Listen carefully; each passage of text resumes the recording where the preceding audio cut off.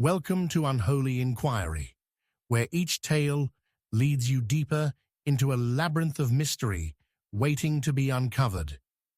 This time, join us as we delve into Hercule Poirot and the Crimson Veil, a fan-crafted story that pays homage to the genius and sophistication of Agatha Christie's iconic detective, Hercule Poirot. We are thrilled to have you with us on this captivating journey. Share your thoughts, let us know where you're tuning in from, and if you spot any details we missed, your feedback is invaluable.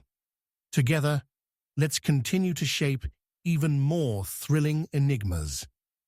Chapter 1. The Blood on Her Wedding Veil. She smiled at the altar, while her hands trembled with guilt. The first scream did not come from the bride. It came from the maid of honor, who dropped her bouquet as though it had bitten her. The veil, once a perfect ivory drape of purity and lace, fluttered slightly in the wind as something crimson seeped through its delicate threads. It wasn't a trick of light, not a wine stain, not rose petals. It was blood, and it was fresh. The camera would have caught the moment just after the kiss, the moment when she smiled, beautiful and composed, as if nothing in the world could touch her. But her hands, if one looked close enough, were trembling. Not from joy, not from nervousness. They trembled the way a liar's hands do when they realize the lie is about to collapse. Mon Dieu, I whispered, standing at the back of the church, beside Inspector Japp, whose eyebrows had already furrowed in suspicion. The bride did not look at her veil. She did not look at the blood. She stared straight ahead at the stained glass windows, radiant and unmoving, as though she had rehearsed this stillness. I know that look. It is not innocence. It is survival. Poirot, Japp muttered under his breath, we have ourselves a wedding gift soaked in murder. The ceremony unraveled into chaos. The guests surged like a wave toward the altar, some to help, others to gawk, all speaking at once. The groom, Lord Alaric Montfort, turned sharply toward his new wife and grabbed her hands. "Clarice," he said, his voice trembling. "What is this? What's happened?" I don't know," she replied, almost too quickly. There was nothing wrong, just a moment ago." The blood was not hers. That much was evident. It was too fresh, too concentrated in the veil's center, like it had been applied deliberately. The question was not how it got there, but why. And more importantly, whose blood was it? Later, in the candlelit drawing room of Montfort Manor, as the storm outside split the sky in violent flashes, I found myself studying the veil laid out upon a mahogany table. A strange tension clung to the air, the kind one does not find at most weddings. No laughter, no music. Only the ticking of the grandfather clock and the sound of the rain crawling across the windows like fingers. "Japp," I said softly, "observe the veil closely. You see here, this edge, where the blood has soaked through the embroidery but not reached the lace hem. It suggests the fabric was folded, non? Someone bled onto this deliberately, in private, and refolded it before the ceremony." He nodded slowly, his brow furrowed. "So this wasn't some accident. Someone staged it. A message perhaps, or a warning." Lord Alaric entered then, pale and weary, his eyes sunken with disbelief. "This is a nightmare. My bride. She would never.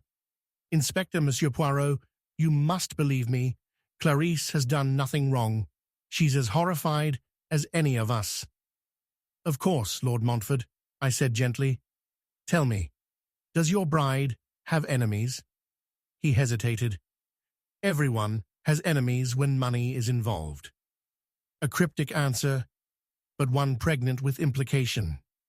The guest list for the wedding was small. deliberately exclusive, which meant the list of suspects was narrower than usual. There was Amelia Rowe, the childhood friend of Clarice, who had been suspiciously quiet during the scandal. Then came Reverend Phelps, the officiant whose hands shook throughout the entire ceremony. Was it age or something more? And finally, Sebastian Gray, the best man, dashing, composed, and watching Clarice far more than a friend ought to. That evening, I began my inquiries in earnest. Amelia Rowe was the first. She sat in the conservatory, her face pale as porcelain, a flute of champagne untouched beside her. "Such a tragedy," she murmured when I joined her. "I can't imagine who would do something so cruel." "Indeed," I said. "Mademoiselle, you have known Clarice long?" "All her life. We were raised together, but lately, I don't know. She's changed." "In what way?" "She's withdrawn. I thought it was the wedding nerves, but she'd been receiving letters, disturbing ones. I saw one by accident. It was unsigned. It simply read, 'I know what you did. Blood washes nothing.' She burned it before I could say a word." "Did she mention it to anyone else?" "No. She was frightened, but she pretended not to be." "Ah, a secret, a threat, a mask of calm. Very well." Poirot takes note. Next came Reverend Phelps. He was alone in the chapel, rearranging hymnals. "Reverend," I said gently, "you seemed uneasy during the ceremony. Was it the blood?" "No," he replied, startling me. "It was the bride." He turned to me with watery eyes.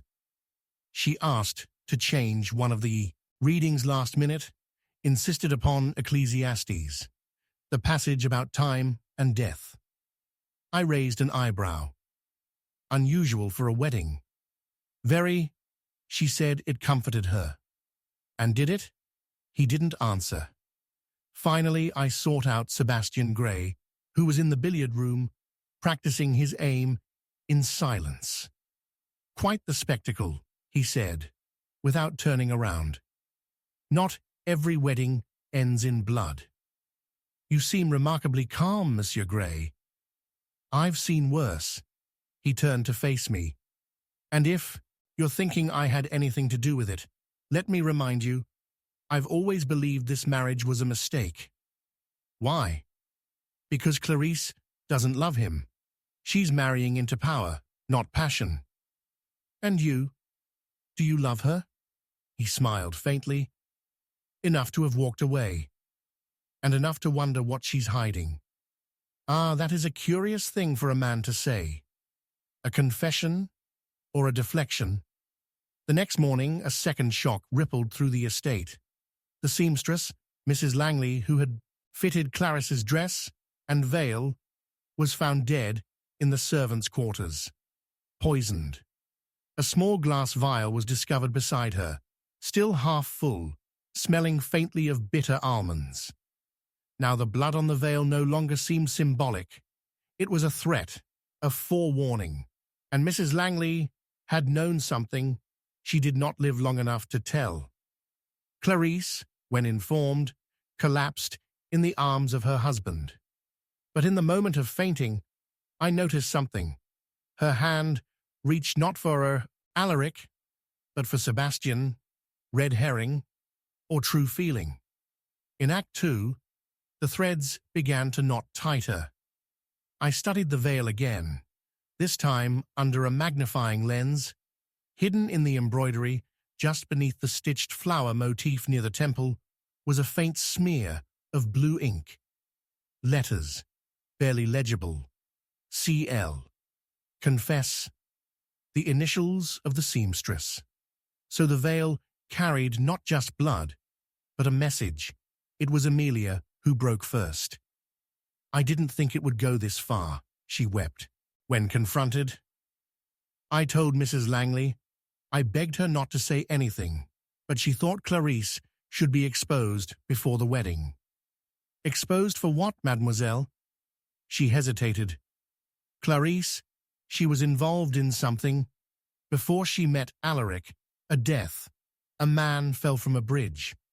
Everyone called it suicide, but I found a scarf by the riverbank. One I knew belonged to Clarisse. And you kept this from everyone? I loved her like a sister, but sometimes love and fear, they get tangled. And now we come to the final act. I gathered the wedding party in the drawing room. The veil lay on the table once again. The storm raged. Clarisse sat between her husband and Sebastian, hands folded, eyes distant.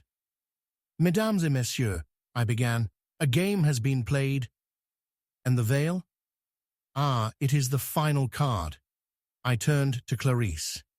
You knew the blood would be found. You placed it there. Gasps rippled through the room. Alaric stood. What are you saying? She wanted to force a confrontation, I continued. But not of guilt, of blackmail. You see, Clarisse was being threatened by Mrs. Langley, not for justice, but for money. The veil, stained in blood, was meant to create a scandal, enough noise to frighten her into silence. Clarisse stood slowly, her face no longer afraid. She was going to ruin everything. Indeed, I said, but you did not kill her. That, Clarisse, was Sebastian Gray. The room froze. She came to him, I said, eyes fixed on Sebastian. He thought she would expose Clarisse and cost him his chance. Not at love, but at revenge. Alaric turned, stunned. Revenge? Yes, Lord Montfort, I said, for the death of Sebastian's brother, James Gray, the man who fell from the bridge. He had loved Clarisse, and when she left him, he took his own life. Or so it was said. Sebastian stood now, shaking with fury. She destroyed him. She made him believe she loved him, and then left him like garbage. You killed Langley to protect Clarisse? Jap asked. No, Sebastian whispered. I killed her to end this lie. Clarisse began to sob. I never meant for him to die. But he did, I said gently, and so did Mrs. Langley, and so nearly did you. As Sebastian was taken away, Clarisse turned to Alaric. I never loved him, she said, barely audible. I wanted peace, not power. He said nothing, just walked away. Later, as I packed my things beneath the dying candlelight, Jap asked me what I made of it all. I looked at the veil one last time, now dried, the blood stiff and brown. Ah, mon ami, I said softly, the veil is meant to shield the bride from bad luck, but some misfortunes come from within, and no lace, however fine, can hide the truth forever. Chapter 2. The groom who vanished before the kiss. He said, I do, then disappeared into the fog. The church bells rang like a dirge for the living, their peals swallowed by the dense fog that rolled through the moors that morning. And in that veil of mist, thick, ghost-like, clinging to the graveyard stones outside the chapel, he was last seen, the groom, walking 5 steps down the aisle, having just uttered the sacred words, I do, with the vow barely cooled on his lips. He vanished, before the bride could even lift her veil. There was no sound, no cry, only a sharp, breathless silence. And then gasps, movement, panic. The pews emptied like water from a cracked basin. I, Hercule Poirot, had not been invited to the ceremony, not officially, but I had come at the request of Lady Tamsin Marchand, a family friend of the bride's, whose instincts whispered that something terrible was hidden beneath the wedding's polished surface. It's not him, she had said to me, in her drawing room 2 days prior, her voice low, tight. It's his past. It followed him here. And now, here we stood, not before a wedded couple, but before a mystery. The bride, Miss Evelyn Harrow, stood alone at the altar. Her hands were still clutched around a bouquet of white chrysanthemums, their petals now trembling as she did. "Where is he?" she whispered. "Someone tell me where he went." Jap appeared at my side moments later, breathless from running up the chapel steps. "Gone," he muttered, incredulous. "Just like that? You saw nothing?" "Nothing," I said calmly, "and yet everything." I scanned the aisle. There was no struggle, no sudden movement, no scream. It was not panic, it was coordination. He blinked. "You're saying he planned this?" "I am saying it was not spontaneous. The steps, the timing, it was too neat. One moment, he was there. The next, only missed." And thus began the strangest of weddings I had ever attended. One where the groom escaped matrimony like a convict fleeing prison. But why? Lord Nathaniel Ridgway, heir to a modest title and a declining estate, had been engaged to Evelyn Harrow for 5 months. A whirlwind courtship by society's standards. Theirs was not a marriage of deep romance, but of social necessity.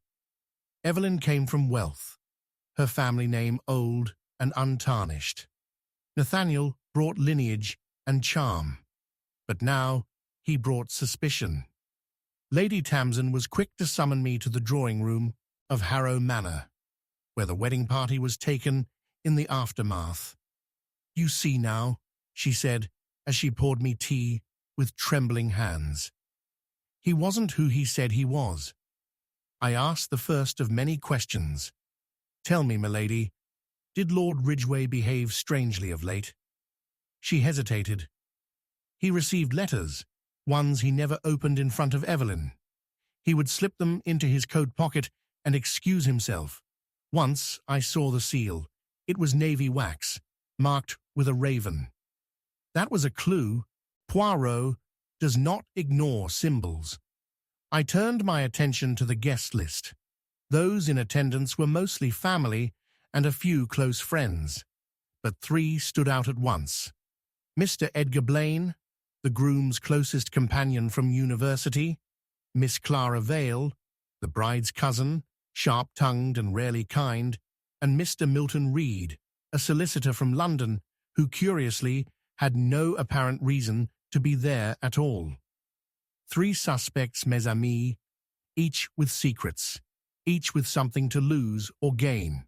Mr. Blaine was the first I questioned. He had been in the front row when Nathaniel vanished, and yet claimed to have seen nothing. "I looked away for a moment," he said. "I thought I heard the organist fumble a note." "Curious," I replied, since the organist had stopped playing. He went pale. "Perhaps I misremembered." "Or perhaps," I said softly, "you were looking at something or someone." "I would never help him run," he snapped. "If that's what you're thinking. He was my friend." "Ah, but sometimes it is those closest who help us flee, especially when guilt weighs more than gold." Clara Vale was next, seated beside a roaring fire and pretending to knit. "I always said Evelyn was marrying beneath her," she muttered, never looking up. "Nathaniel was charming, yes, but you can't build a future on charm." "You did not approve of the union?" "I didn't approve of his eyes," she said, pausing her needles. "They never stayed on Evelyn long enough. He watched other women when he thought no one noticed, especially one." "Which woman?" She smiled. "Ask Lady Tamsin." Ah, and now we come to the hidden heart of things. Lady Tamsin had known Nathaniel since childhood. Her estate bordered Ridgway Hall. Rumors had once hinted at a young love affair. One abruptly ended when Tamsin was sent abroad for a year of finishing. When I returned to her, she did not deny it. "I loved him," she said simply, "but he chose Evelyn. Or rather, he chose her. Money, And yet you warned me before the wedding. Why? Because he changed. In the last month, I saw fear in his face. Something was following him. A shadow from the past, a debt unpaid, a threat unspoken, but it was Mr. Milton Reed who unraveled the first real knot. When I confronted him in the garden, smoking beneath the ivy-covered arch, he admitted everything. I was sent, he said, by a client. What client? A woman. She didn't give a name, only instructions. What instructions? To deliver this. He handed me a small envelope, still sealed with navy wax, marked with the raven. Inside, a single sentence. If you marry her, the truth dies with you. I stared at the ink, smudged as if by a gloved finger. There was a faint scent of roses and sea salt. Later that evening, a groundskeeper found a riding coat, abandoned near the edge of the woods behind the chapel. Inside was Nathaniel's boutonniere, crushed and bloodied. The search began. Hounds, lanterns, shouts across the moors. By morning, no body had been found. Was it murder, a staged escape, or had he run into the fog, never to return? In the second act of this mystery, the truth danced behind misdirection. Edgar Blaine disappeared from the manor that night, his room empty. A carriage track found on the rear road. A red herring? Oui. But Poirot does not discard red herrings. He cooks them gently and watches who comes to dinner. I tracked him to a small inn in Devonshire where he confessed to meeting Nathaniel the night before the wedding. He wanted to call it off, Blaine said. He was terrified. Of what? Of who? He said someone had followed him, that if he married Evelyn, they would kill him. Did he name them? No, but he gave me this. Blaine handed over a pocket watch, its case scratched, its second hand broken. It was engraved inside, to N.R. May your heart never race for anyone else. L.T. Lady Tamsin. Ah, mon Dieu. The final twist begins to curl its fingers. I returned to Harrow Manor and requested Lady Tamsin join me in the study. There, I laid out everything. The letter, the watch, the coat, and finally, the truth. Lady Tamsin, I said, you were once in love with Lord Ridgway. He broke your heart, and when he came to marry another, your friend, you sent a warning. But it was not to protect Evelyn. She was quiet for a long time. I wanted him to stop, to remember. But when he did not, when he stood at that altar, you acted. No, she said quietly. It was not me. It was Clara. I blinked. Clara? She knew about me and Nathaniel. She intercepted one of my letters. She wanted Evelyn to suffer, to see her groom flee. And so, she drugged his wine the morning of the wedding, slipped laudanum into it, just enough to make him dizzy. When he began to falter, she sent 2 servants, her allies, to take him into the woods, to scare him, to shame him, but something went wrong. It did, because that morning, Nathaniel Ridgway was found, alive, but barely. His body was discovered half submerged in a bog, unconscious, shivering, with rope marks on his wrists. Clara Vale was gone. Her room, empty. A note left behind. He said I do to her, but he said, forever, to me. 3 suspects, 3 motives, 3 layers of betrayal. In the end, Evelyn stood once more at the altar, but this time, not in a gown of lace. She laid a single chrysanthemum on the chapel steps. I would have loved you, she whispered. And Poirot? He stood at the rear of the chapel, arms folded. Ah, I said softly to Jap. Some vanish to escape guilt. Others vanish to preserve it. But always, always love leaves footprints, no matter how thick the fog. And outside, the mist rolled on, swallowing the trail once more. Chapter 3. A stranger sat in her row. No one invited him. No one could describe him. But the bride turned pale when she saw him. Her bouquet fell before the vows began, not because her hands were clumsy or her nerves too frayed to hold the fragile stems. It fell because she saw him. Row 3, left aisle seat. A man in a dark suit with rain still clinging to his lapels. He did not smile. He did not blink. He sat among the bride's guests as though he belonged. Yet no one had seen him enter, and no one could recall his name. Not even her. Especially not her. And yet, when their eyes met, her face drained of color, and she whispered something only I heard, standing a mere 6 feet behind. He shouldn't be here. The chapel was old, lit by candelabra and the last reluctant light of a storm-gray afternoon. The priest hesitated, glancing toward the pews as murmurs rippled down the aisle. The groom, Charles Evercombe, turned to his bride with a worried frown. "Clarissa, are you unwell?" But her gaze was fixed on the man in the 3rd row, her lips parted, breath shallow, a woman trapped in a waking nightmare. Ah, I have seen this expression before. It is not confusion. It is not surprise. It is recognition wrapped in fear. I, Hercule Poirot, was not merely a guest at this wedding. I had been invited by Lady Alma Farnley, the matriarch of the Evercombe estate, who had confided to me days earlier, "Clarissa is hiding something. I don't trust her." But Charles loves blindly, and that kind of love often walks straight into ruin. I had agreed to attend only as an observer, but observers often become actors when the curtain falls too soon.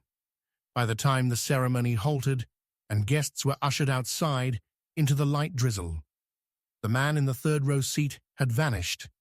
No one saw him rise. No footsteps echoed. No one passed through the heavy oak doors. It was as though he had dissolved into the storm itself. "Gone," Jap muttered beside me, stepping into the chapel with his overcoat slung wet across his shoulders. "Disappeared in front of 100 people?" "Not quite," I replied, eyes narrowing. "He left no trace, but he left something far more valuable. Doubt. You see, mon ami, this was not the act of a ghost. It was the act of someone with purpose." We began our inquiry that very evening. The bride, Clarissa Denville, was inconsolable, though it was not heartbreak that contorted her features, but dread. "He was dead," she whispered, gripping her teacup with trembling fingers. "He died 3 years ago. I saw the coffin." "Who, madame?" "Henry. Henry Cross, my fiancé before Charles. We were to marry, but there was an accident. A carriage overturned into the river. They never found his body, but they said no one could survive the current."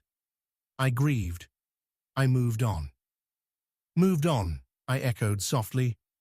"But not entirely, it seems. I swear to you, Monsieur Poirot, that man, it was him." "A ghost?" "No. Poirot does not believe in phantoms, only in shadows cast by truths not yet unearthed." I reviewed the guest list, every name accounted for, every invitation traced, except one. There were 3 suspects whose alibis felt too neat. First, Andrew Langley, the groom's cousin and heir presumptive, until Clarissa entered the family picture. Second, Eliza Martin, Clarissa's closest friend, who had been unusually cold since the engagement was announced. And third, Father Bennett, the priest himself, whose eyes lingered on Clarissa far longer than sacred duty required. Andrew Langley was all charm and dry wit, a man who wore tailored suits like armor and smiled too quickly when questioned. "Come now, Poirot," he said with a tight laugh. "Every wedding has a dramatic twist. Perhaps the man was a drunk who wandered in, or a prankster. Surely you're not suggesting he was some resurrected suitor come to stop the vows?" "It would not be the first time," I replied mildly. He leaned closer. "Between us, I never liked Clarissa. Something about her felt off, too rehearsed. She always seemed like she was waiting for the other shoe to drop." Eliza Martin was next. She stood in the garden beneath the dripping yew tree, her umbrella forgotten beside her, as though the rain couldn't touch her. "She doesn't love Charles," she said without preamble. "She pities him. She loved someone else once, and he broke her. Everything since has been performance." "Do you know who she loved?" Eliza hesitated. "Only that she visited the cemetery every week. The same grave, always alone." Finally, I approached Father Bennet in the chapel vestry. He had removed his collar and sat polishing a brass cross, his hands far steadier than the bride's. "I assume you noticed him," I said. "I did," he replied without looking up. "Third row. Didn't bow his head. Didn't speak a word. It chilled me. Do you know who he was?" "No, but Clarissa did. That much was obvious." "And you've performed many weddings, Too many." "Then tell me, Father, have you ever seen a bride look so frightened of being married?" He said nothing, just kept polishing the brass until it gleamed like a knife. That night, I requested access to Clarissa's belongings. The butler, a man of rigid posture and quiet rebellion, obliged. Among her things, I found a locked drawer. Inside, letters, dozens of them, unsigned, all dated within the last 3 months. "You thought the river would keep me, but I learned to breathe in the dark. I will sit in your row, Clarissa. I will watch you say the words. Your vows will be a lie, just like mine were." There was no doubt now. Someone was tormenting her. Someone who knew Henry Cross, or pretended to be him. The second act deepened when Lady Alma collapsed in the library, a crimson ribbon tied tight around her neck. She survived. The knot had been symbolic, not fatal, but the message was clear. Silence had a price. "She told me," Alma confessed from her bed. "Clarissa came to me 6 weeks ago, begging me to call off the wedding. She said someone was watching her, that marrying Charles would be a sin against a promise. I dismissed it as guilt. Foolish me. More than guilt, I thought. Far more. Then came the twist I had not foreseen. Jap, working with the local police, uncovered a man named Hugh Carraway, an undertaker's apprentice from 3 years ago. He admitted to being bribed to falsify a death certificate. The carriage in the river, no accident, no body, just a coat, some blood, and a paid silence. The man presumed dead, Henry Cross, had staged his own demise. But why? Because he discovered something, I suspect, a betrayal so profound, death seemed preferable to enduring it. Act 3 arrived like thunder. I gathered them all in the chapel once more, beneath the high arches and echoing silence. "You all have lied," I said, "each of you in your way, but only one has lied with love." I turned to Clarissa. "You recognized him not because he haunted your memory, but because you saw him, alive, 6 weeks ago." She nodded. "He came to me, told me the truth. He faked it all because he believed I betrayed him, with Charles. But I hadn't. Not then. Only after they told me he was dead."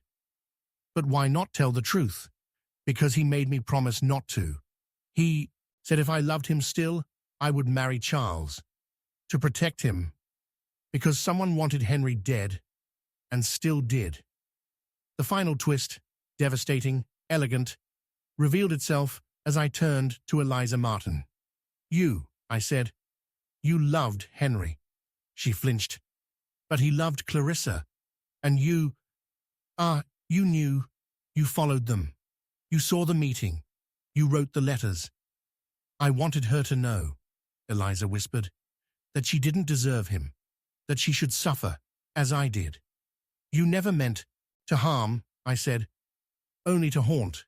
But then I saw him in the chapel, and I realized he had come back." I stepped forward. "He came back not for revenge, not to ruin Clarissa, but to see if she would choose him. And when she didn't, he left." "And now?" Jap asked. I smiled faintly. "Now, he is gone. For good this time. The ghost, the man, the memory. The wedding was never rescheduled. Charles Evercombe left for India. Clarissa moved to France. Eliza disappeared entirely. And I, Poirot, sat once more in the third row of the empty chapel. Love, I said to myself, is the most dangerous disguise. It cloaks the past in longing and the future in illusion. And when betrayed, it never forgets the seat from which it watched the lie unfold. Chapter 4. The poison hidden in the perfume. It wasn't the roses that made her faint. The moment the bottle shattered on the tiled floor, the air turned from sweet to sinister. The scent was intoxicating, rosewater and vanilla at first. Then something darker, sharper, acidic. The bride swayed where she stood, her fingers fluttering to her throat. She blinked once, twice. Her lips parted, not in words, but in a soundless plea. And then, in front of the mirror in the bridal suite, Clarisse Montrose collapsed. Her wedding gown pooled around her like a shroud, her bouquet still clutched in a trembling hand, petals falling like ash. The women around her screamed. One maid ran for a doctor, another dropped to her knees and began to cry. But I, Hercule Poirot, took a single step forward and said only, "Do not move her. Something here is not as it seems." It was not the roses that made her faint, that I knew instantly.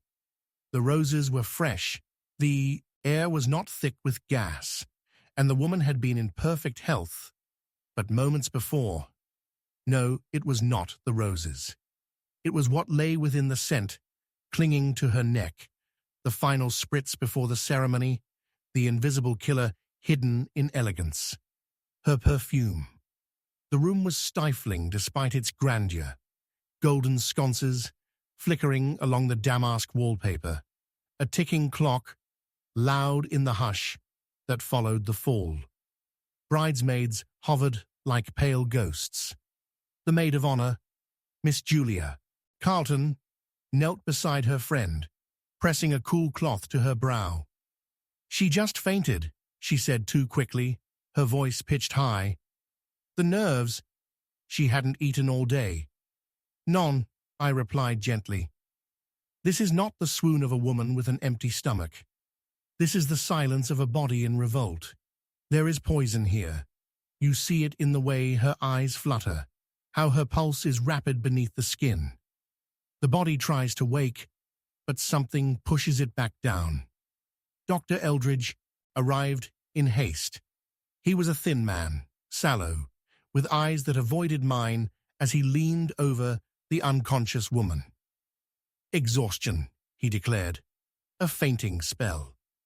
"Then allow us to disagree," I said, stepping closer to the vanity. There, among ivory-handled brushes and lace-trimmed powder tins, stood a bottle of perfume, cracked at the base, the remaining liquid spreading in a glassy pool. I bent slightly, inhaled. Beneath the rose, almonds. And beneath that, something subtler, something cruel. Poirot does not guess. Poirot observes. And there, Beside the perfume was a faint smudge on the mirror's lower corner.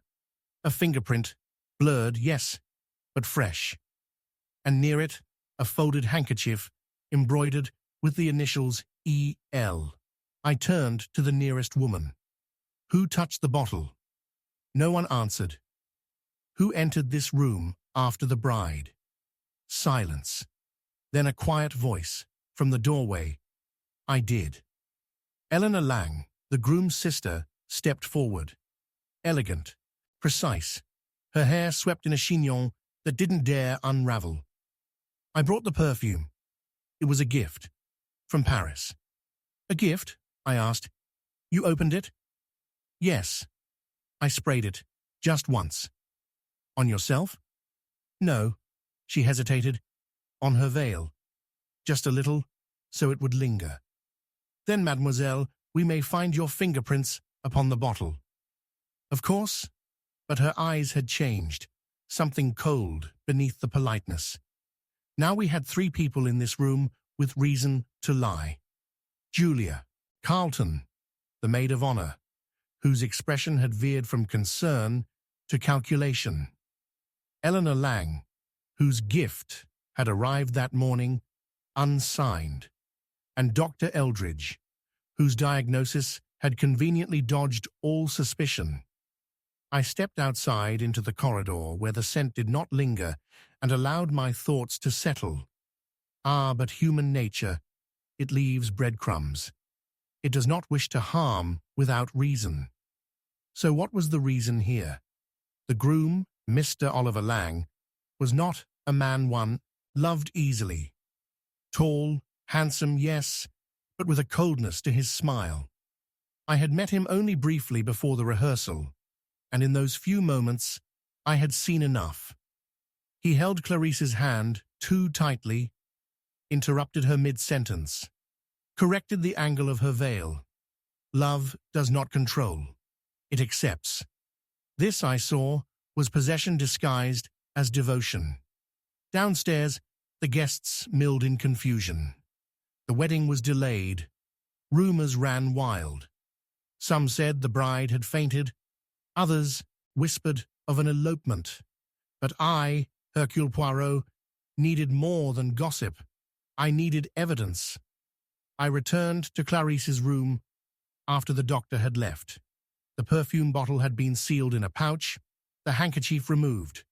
I requested access to the guest registry. The hotel clerk, a timid man with ink-stained fingers, hesitated but complied. There, in neat script, was every name. But one stood out, a recent addition, written with different ink. Edgar Lorne, a cousin.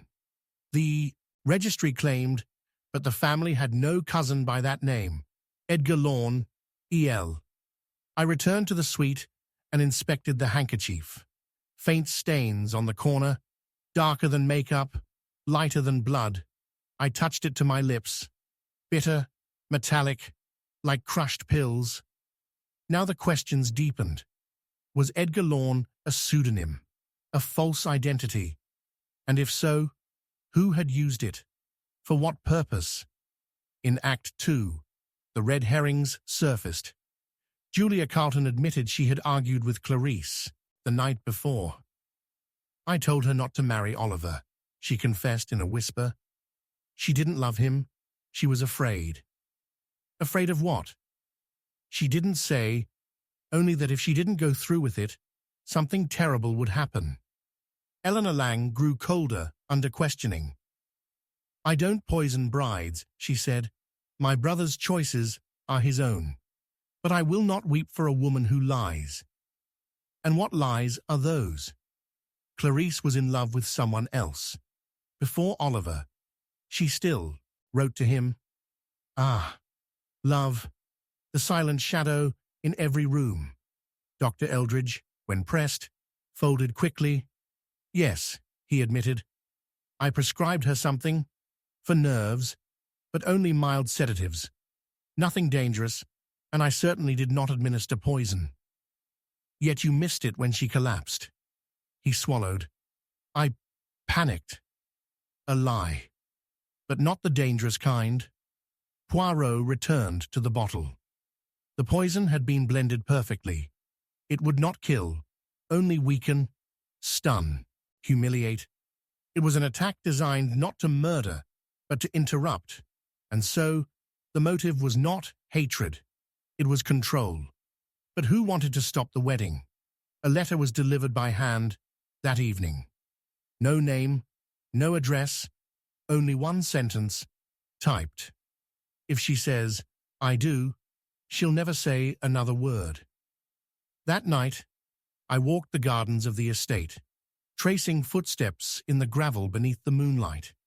I saw two sets of prints leading to the greenhouse, one lighter, one heavier. Inside, under the scent of damp orchids, I found the final piece, a bottle identical to the one upstairs, only this one was labeled Eau de Vengeance. Inside, a powder, pink, fine, scentless, poison, undiluted. Then the twist. In the early hours, Clarisse awoke, pale, weak, but lucid. "I knew someone would try to stop it," she said, her voice rasping. "I only hoped it would happen before I said yes." "You were expecting the poison?" She nodded. "Oliver warned me. He said if I ever tried to leave him, he would ruin me, and the only way to be free was to let it happen. But the perfume, who planted it?" Her lips trembled. "I did. It was I who blinked." "You poisoned yourself?" She nodded again. "A small dose, just enough to collapse. Enough to stop the wedding. Enough to force a delay." "But why?" "Because he would never let me leave. Not alive. And I needed you, Monsieur Poirot, to prove it." She had baited the trap herself. But who supplied the poison? I gathered the suspects once more. "Someone knew," I said. "Someone helped. Someone forged a name. Edgar Lorne." The answer came with a shiver.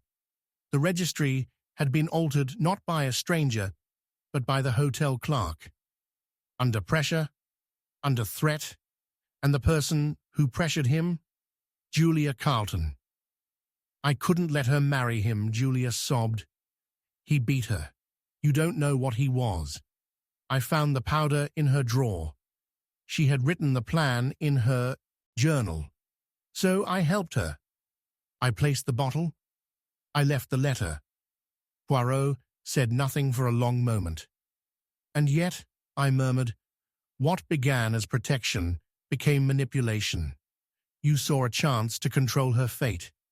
You did not believe she was strong enough." Julia was taken away. The powder was confiscated. Oliver Lang fled before he could be arrested. Later, his body was found in a London hotel, a single sprig of hemlock on the bedside table. Clarisse left the country. I received a letter from her a month later. No return address. "Thank you, Monsieur Poirot, for seeing what others could not, for knowing it wasn't the roses." And I, sitting at my desk with the scent of lilies nearby, folded the letter and whispered to myself, "Ah, but the wickedness, it so often hides in sweetness, in flowers, in perfume, in smiles. And it is only the nose of Poirot that dares to sniff where others refuse." Chapter 5. The Mirror That Lied About the Murder. Poirot saw what others missed, reflected in reverse. The scream fractured the silence like crystal shattering against marble, sharp and high and human. The body lay crumpled beside the fireplace, her blood soaking into the edge of the Persian rug, still steaming where it met the cold night air. A fire flickered low behind the grate, casting long shadows across the grand sitting room of Greystoke Hall. But it was not the blood, nor the body, nor even the open window that caught Hercule Poirot's eye. It was the mirror, gilded, ornate and slightly angled, an antique oval above the mantelpiece, which, even as the others surged toward the corpse, reflected a lie so subtle, so devastating, that only the trained eye would dare notice. The mirror showed the room, yes, but something in that reflection was wrong. Not out of place by accident, bent by intention. Lady Helena Marsh had been alive only moments before, sipping her customary tisane while the storm clattered outside. A woman of rigid routine and quiet defiance, she had survived war, widowhood, and whispers, but not this. Her mouth was open in the grotesque final curve of a scream she had no time to finish. The cup still rolled on its side, the tea staining the hem of her gown. On the tray beside her, an untouched petit four. The guests were already forming theories. A break-in, a madman, a jealous lover. But Poirot, ever still, ever precise, looked once more into the mirror and whispered, "Non. The truth is here, but it shows itself backwards." Greystoke Hall was a brooding estate even in daylight, but under the storm it became a theatre of secrets. Lightning splintered the sky above the western moor, and the great oaks along the path groaned like sentinels.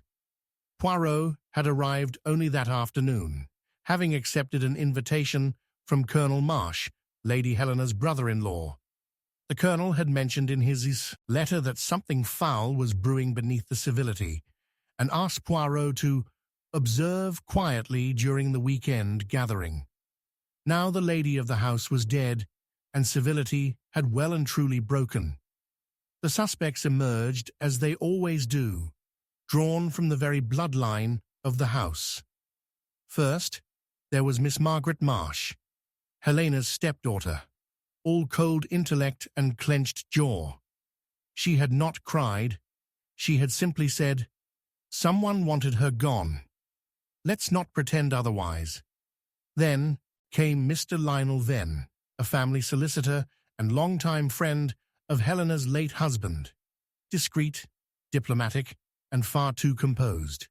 And finally, Miss Isabel Roke, the companion nurse who had tended to Helena during her recent spells of weakness. Young, doe-eyed, and trembling. But Poirot had learned long ago, trembling often hides a blade. Colonel Marsh, red-faced and shaking, ushered Poirot into the library. "It's unthinkable," he said.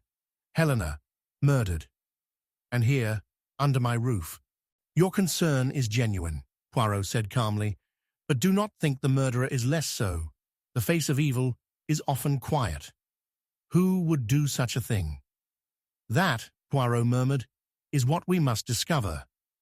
But I must ask, has that mirror above the fireplace always been tilted?" Marsh blinked. "The mirror? I suppose so. It's quite old." "Why?" "Because it lies."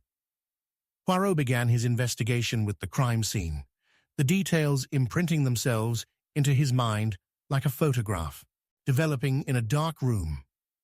The teacup bore no trace of lipstick. Odd. Helena wore rouge religiously. The petit four was pristine.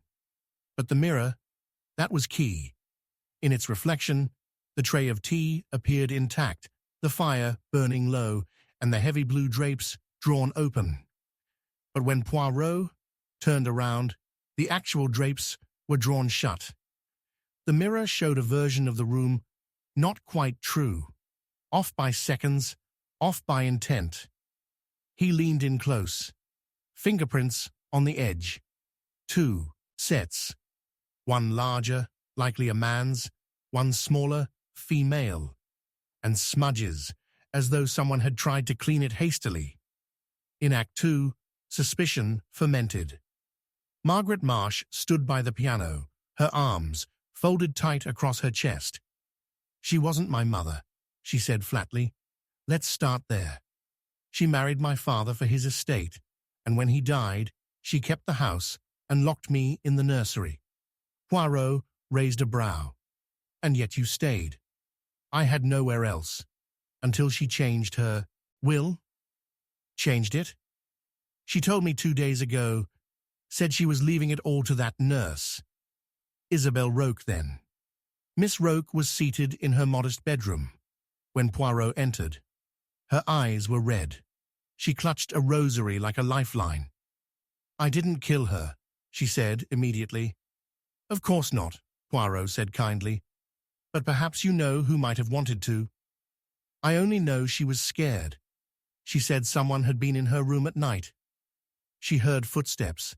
She locked her door. Did she tell you who she suspected? No. But last night, she said she didn't trust mirrors. Poirot paused. Pardon? She said she'd seen something strange, something that wasn't there. She was half asleep, maybe dreaming. But she told me, mirrors can be turned into windows, you know, if you tilt them just right.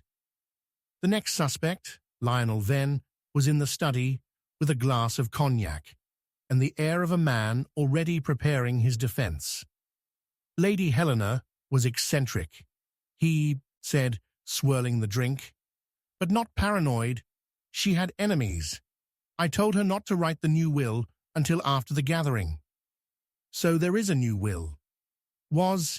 She gave it to me to draft, but she never signed it. You see, the only copy, handwritten, unsigned, was in her bedroom.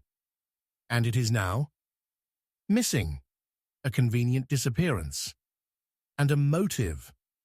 But the red herring arrived not in dialogue, but in evidence. That night, a maid discovered a second teacup hidden beneath the bed. This one did have lipstick and poison. It matched Margaret's shade. Japp, who had arrived from Scotland Yard that evening, was ready to make the arrest. There's your killer, he said. Means, motive, and matching makeup. Non, Poirot said softly. It is too neat, too cinematic. Then who? Let us look again at the mirror. What does it reflect? The truth, or the version we wish to see? Poirot stood once more, before the ornate glass. He moved the frame slightly, tilting it forward, until, there, a hidden latch behind the wall sconce. A mechanism, cleverly built.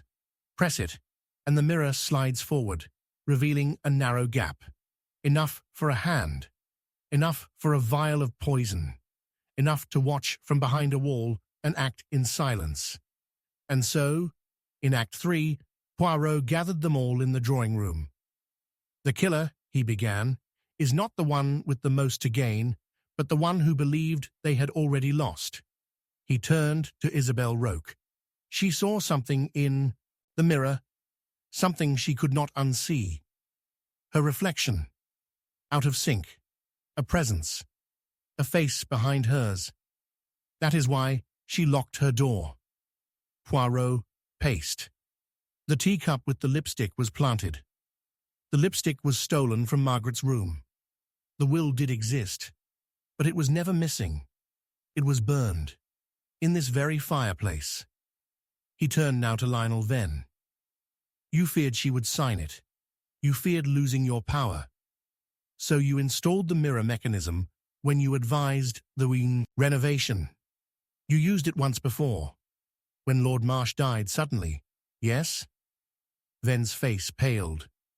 She saw something that day, a reflection of you, in a place you should not have been. She said nothing. But you knew. And this weekend, you learned she would finally speak.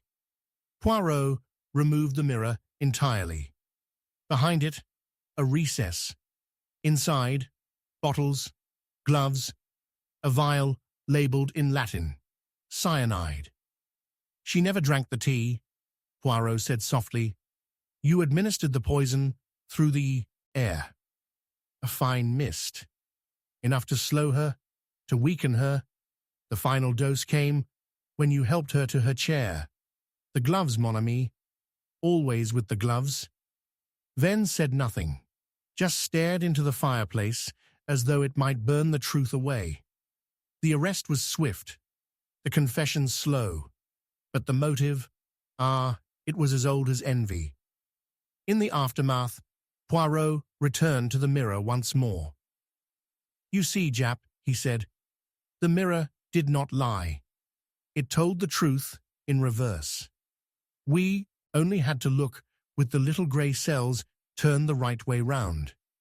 The storm had passed, the fire had dimmed, and Poirot, smoothing his moustache, whispered one final thought into the night. Never trust what a mirror shows you. It does not reveal you. It reveals what you pretend not to see." Chapter 6. The confession stitched into the hem. No voice spoke it, but the dress told everything. The first needle pricked flesh, not the seamstress's hand, but the bride's. A thin bead of blood welled on her fingertip as she ran her hand down the hem of her wedding gown, frowning slightly, then shaking it off with a nervous laugh. "It caught," she whispered, "just the thread." But her face had changed, and I, Hercule Poirot, observed it with great care. It was the face of a woman who had just seen something that should not be seen, something not placed by mistake, but by design. She did not faint. She did not speak. But in that single moment, she touched a secret. And secrets, as you know, mon ami, are like stitches in fine silk. Pull one wrong, and the entire garment unravels. The ceremony had not yet begun. The guests sipped champagne in the drawing room, while storm clouds gathered with slow menace outside the glass conservatory. I had been invited, not as a guest of sentiment, but as a courtesy of discretion. Lady Beatrice d'Alham, matriarch of the estate and grandmother of the groom, had summoned me with a letter written in a hand more elegant than her family's current reputation. "Monsieur Poirot," it read, "something is wrong.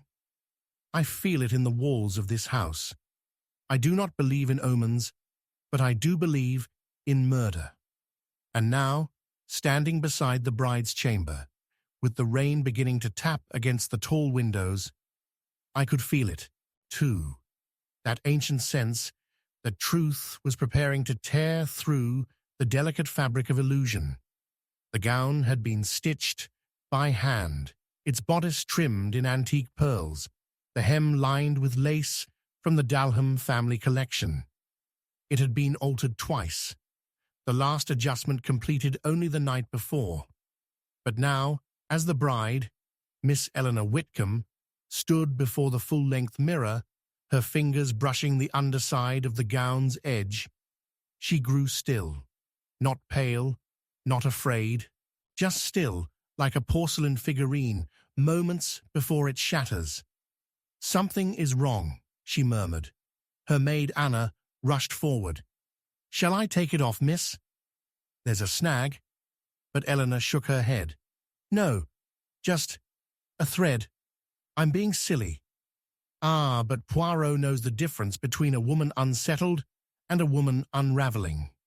When she left the room, excusing herself with the excuse of nerves, I moved to the hem myself, not with arrogance, but with the confidence of one who has seen blood on linen and lies sewn into silk. And there it was, barely visible to the naked eye, unless one looked with intention. A series of tiny stitches, irregular in the spacing, not decorative, hidden between the lining and the lace. I ran my fingers lightly across them, then retrieved my pince-nez and leaned closer. It was not embroidery, it was writing, stitched in grey thread, in a trembled hand. He did not fall. He was pushed. I stepped back slowly. Not a superstition, not a snag. A statement, a whisper in thread. A voice silenced, now screaming from the fabric of the dress. I requested the ceremony be delayed. The excuse given to the guests was an illness, a fainting spell. But behind the scenes, The drawing room became an interrogation chamber, and the gown, a corpse waiting to be exhumed. There were three who might know of the dress and its origins. The first was Miss Helena Royston, the seamstress brought from London, who had handled the final fitting, a proud woman with sharp eyes and a sharper tongue. The second, Lord Henry Dallam, the groom's elder cousin, heir to the estate until the engagement. Tall, angular, with the pale charisma of a man who had too often been forgiven. And third, Miss Anna Forbes, Eleanor's maid, who had come with her from Cornwall and knew her better than anyone. Helena Royston was the first to be questioned. That hem was pristine, she insisted. Every stitch approved. I use only my own thread. I check everything twice. Yet someone altered your work, I said. She stiffened. Not without my knowing, or perhaps not without your permission. Her eyes narrowed. Are you accusing me? I am observing you. There is a difference. Lord Henry Dallam was found brooding in the library, a glass of brandy untouched at his side. I was supposed to marry her, he said bitterly. Not formally, no. But it was always assumed, until she met Arthur. The groom, he nodded. My younger cousin, the one with the charm, not the land, but Eleanor chose him, or she thought she did. You disapprove of the match? I disapprove of lies. Arthur isn't what he pretends to be. How so? He smirked. Ask him about his last engagement, the girl who slipped off the cliff at Blackheath. A death long buried, a past scrubbed clean. Then came Anna Forbes, quiet, demure, fingers always twisting the chain of her necklace. She barely met my eyes. I know nothing, she whispered. Miss Eleanor never said anything. Then why do you tremble? I'm not used to being questioned. You are used to dressing your mistress. You see everything, and you iron her gown. Did you see the stitches? She hesitated. I thought it was a mend, a tear. Who else saw it? No one. Not until today. Ah, Poirot believed her. But believing is not the same as trusting. As the storm darkened, so too did the secrets. Eleanor finally agreed to speak, alone, in her room, with the gown spread across the bed, like a sleeping ghost. I didn't know until today, she said softly, but when I saw it, when I touched it, I remembered. Remembered what, mademoiselle? That night, at Blackheath, I was there. I saw her fall. Poirot stayed still. Arthur told me she was drunk, that she leaned too far, that she slipped, but I saw him push her. And you said nothing? I loved him, she whispered. I didn't believe. My own eyes. I convinced myself I'd imagined it, that I was mistaken. And now? Now I know I was not. Then who stitched the message? I don't know. But someone else knew. Someone saw it too. Poirot now understood.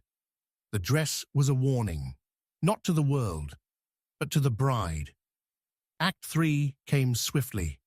I gathered them all in the drawing room, the guests dismissed, the rain thundering now like war drums. The message in the hem, I began, was stitched by a hand, both fearful and desperate, but not vengeful. It was not sewn to expose the killer to the world. It was sewn to remind the bride of a truth she had buried. Eyes flicked toward Eleanor. She remembered today, but someone else remembered longer, someone who could not speak aloud, someone who had everything to lose. Poirot turned to Anna. You saw it, didn't you? That day at Blackheath. You were there. You followed them. She nodded, tears streaming. I saw him push her. But no one would. Believe me, I'm just a maid. And so you stitched the confession. You hoped Eleanor would see, that she would finally remember, that she would stop the wedding. She was too afraid. She said nothing. And so, Poirot said, turning now to Lord Henry, you decided to take matters into your own hands. Henry straightened. I did nothing. But you knew. You hired Helena Royston, paid her to delay the fitting, to give time for the stitches. You read Eleanor's journal. You saw the guilt eating her alive. He said nothing. And yet, Poirot said finally, turning to Arthur Dallum, you, monsieur, you are the one who killed that girl. Your past cannot stay buried. It has been sewn into the very gown your bride would wear. Arthur laughed bitterly. Do you expect me to confess? No, I expect the jury to listen, for I have sent the gown to the constable. The thread contains trace blood, cut from a finger while sewing. The blood is not Eleanor's. It is Anna's. The seamstress, bribed to look away, confirmed it. Arthur lunged. He did not get far. The wedding, of course, was cancelled. The dress never worn.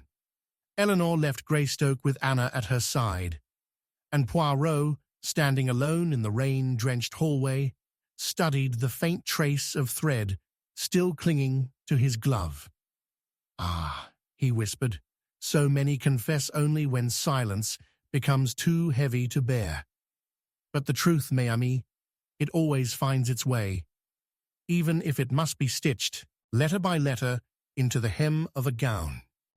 Chapter 7. She died twice, and wrote only one name. Her final word was not her killer's, or was it?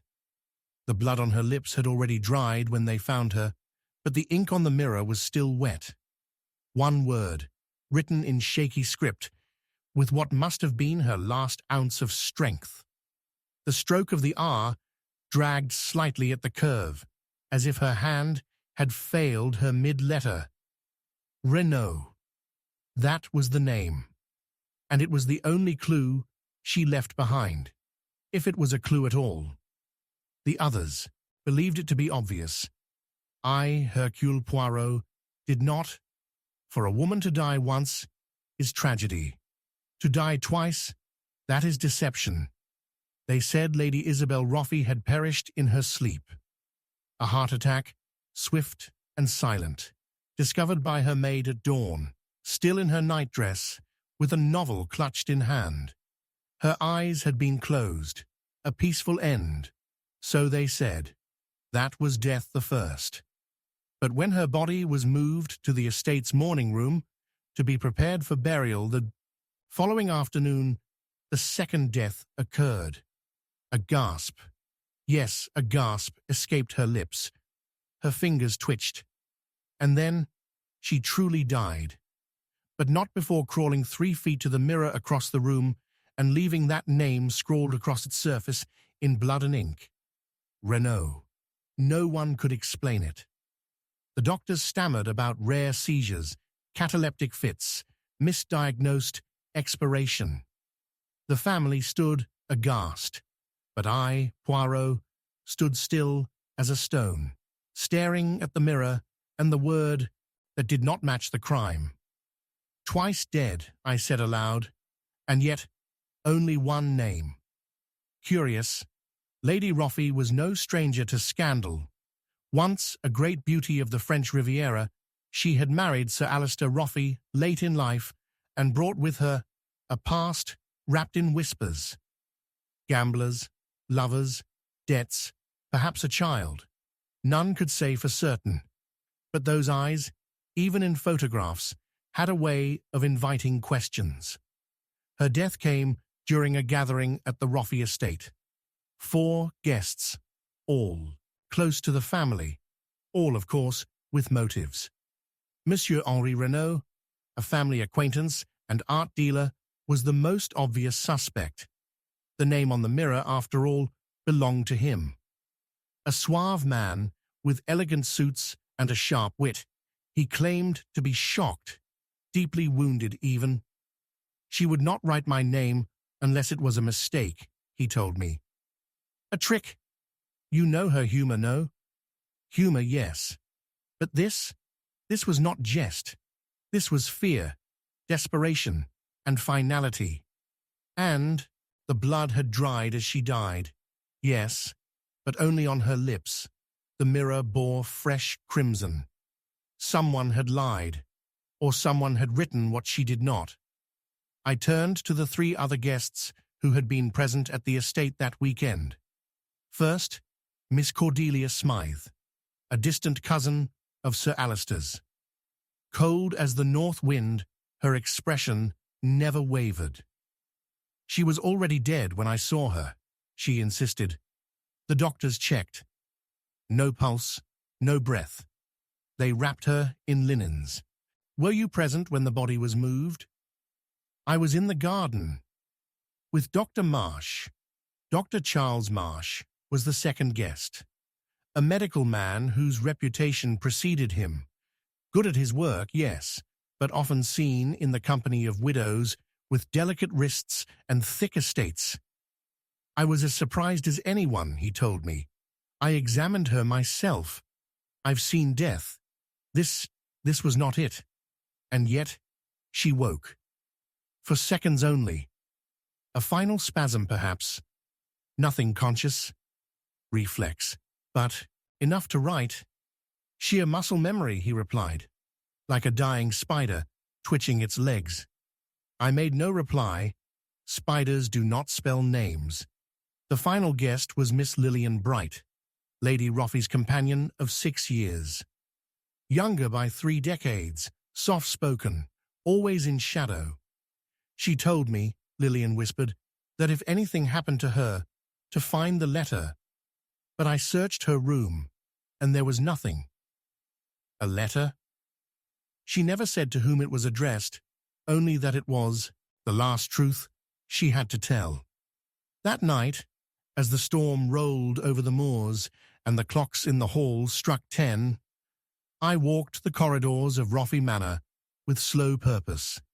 The candlelight flickered in the old silver sconces. The carpet muffled every step. And yet I felt watched, perhaps by memory, or something heavier. In Lady Roffey's chambers, I examined her belongings. Perfume bottles, a box of letters, a book of pressed flowers, and then, beneath the floorboard, loose at the corner of her wardrobe, I found the letter, unopened, unmailed, the seal broken. To whomever finds this, know that I did not fall ill. I was given something. Slowly, quietly, my tea tastes of almonds. The doctor says it is nerves. It is not. I believe one of them is killing me. But I do not know which. I trust no one. If I do not wake tomorrow, know that I tried to scream. My last breath belongs to Renaud. But he is not my killer. Ah, it was a name of love, not accusation. She called to the one she trusted most. In Act 2, the red herring began to stink. Renaud was arrested. The police found a vial in his luggage, marked only in French, arsenic. He protested, said it was medicine for a friend in Lyon. But the case was building. The name, the vial, the opportunity. He was set to inherit a painting Lady Roffey had promised him. But not in her will, I noted. Just a word. She swore she'd leave it to me, he said. That it was mine. She gave her word. Yet you did not ask for proof. I didn't need to. We were close. Close enough for her to call your name as she died. Renaud faltered. Yes, that was the truth. And that was the problem. She had not named her killer. She had named her witness. Back to the suspects. Cordelia Smythe. The inheritance. She stood to receive a portion of the estate if Lady Roffey died without changing the will. Cold, calculating, distant, but too proud to smudge a mirror with blood. Dr. Marsh. The tea, The diagnosis: the perfect killer, poisoner, seducer, opportunist. But he had touched her last. He had examined her. No bruising, no trauma, no sign of poison, or so he claimed. And then, Lillian Bright, a woman who slept in the same wing, who served Lady Roffey her evening tea, who burned her own diary the morning after the death, seen by the gardener, who mistook it for firewood, a woman who had never left Roffey's side in 6 years, and who was to be written out of the new will entirely. I requested one final gathering. "You all believe she named her killer," I said softly, "but I believe she named her witness. She called to him not in anger, but in trust, to protect her truth, to make us look." I laid the letter on the table. "Lillian," I said, "you read this before anyone else. You found it, and you panicked." She flinched. "You knew she would speak, that her waking would unravel. So when she moved, when she gasped, you acted quickly, with the pillow." Gasps, murmurs. "No bruises," I continued, "because the pressure was brief, because you wept as you did it, because it broke you. But the one mistake, the one terrible error you made," I lifted the handkerchief, "was writing the name. You thought you were safe, that if the world believed she named her killer, the case would end. But it did not end, mademoiselle. It began." Lillian fell to her knees. "She was going to send me away," she whispered, "after everything, after I gave her my life. And so, she took hers in return." Renaud was released. Cordelia left that same night, her inheritance untouched. Marsh faded into quiet obscurity. And Lady Roffey, buried beneath the yew tree, now slept forever, with one truth etched in blood upon glass. Poirot, standing before the mirror, looked at his own reflection. It was faint in the moonlight, but steady. "She died twice," he whispered. "Once by silence, once by trust, and in both, it was love that killed her." Then he turned and left the room forever. Chapter 8. The bridesmaid's smile was rehearsed. Grief doesn't look like that. Poirot knew it instantly. The scream had not yet died in the air when the bridesmaid smiled. Not a wild smile, not manic or disbelieving, but deliberate, controlled. It came and went in the space of a breath, quickly buried beneath a gasp, a trembling lip, a fluttered hand raised to her throat. But I, Hercule Poirot, saw it.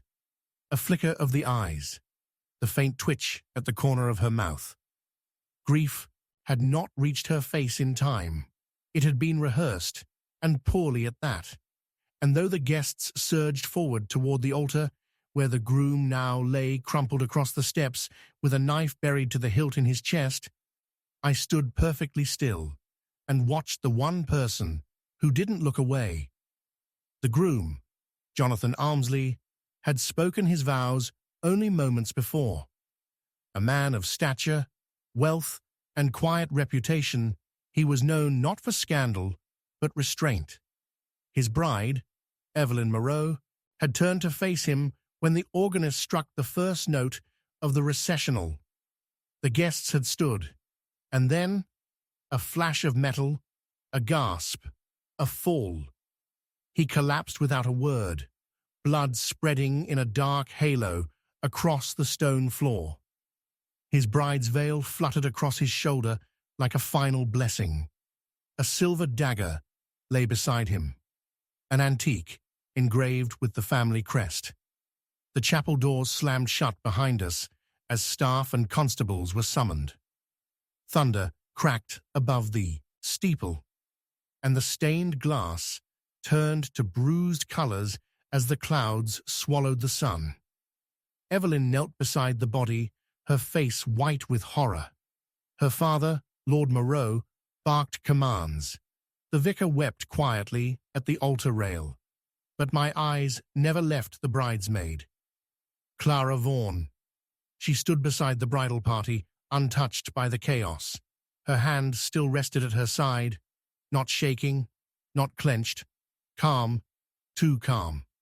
Ah, I murmured to myself, the face says tragedy, but the soul does not follow. That was the first lie. As the bride was escorted away to the drawing room and the guests ushered into the adjacent hall, I requested the chapel remain sealed. It is a crime scene, I told the constable, and until I have seen the truth, every pane, every pew, every petal on the floor, nothing must move. The knife, I observed, was ornamental, from the ceremonial display above the fireplace in Almsley Hall's great room, but the blade had been cleaned. The handle, too, no prints, wiped, cold. Act 1 had begun. The suspects gathered quickly. 3 figures stood at the center of the mystery.